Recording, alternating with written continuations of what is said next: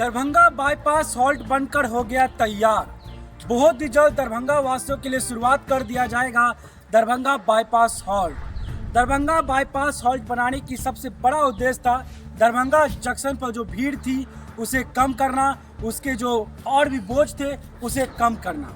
आपको बता दें दरभंगा बाईपास हॉल्ट लगभग 90% बनकर तैयार हो चुका है। बाकी है तो सिर्फ अभी यहाँ पर नल की व्यवस्था, शौचालय और टिकट घर भी बनकर तैयार हो चुका है। फिलहाल अभी यहाँ से टिकट नहीं मिल रही है, लेकिन जो भी ट्रेनें पटना, हाजीपुर, मुजफ्फरपुर, समस्तीपुर होते हुए दरभंगा जंक्शन की तरफ जाती है वह दरभंगा बाईपास हॉल्ट पर फिलहाल अभी उतने प्रॉपर तरीके से नहीं रुक रही है। लेकिन आने वाले समय में दरभंगा जंक्शन के बोझ को कम करने के लिए दरभंगा बाईपास हॉल्ट पर ट्रेनें रुकना स्टार्ट हो जाएगी।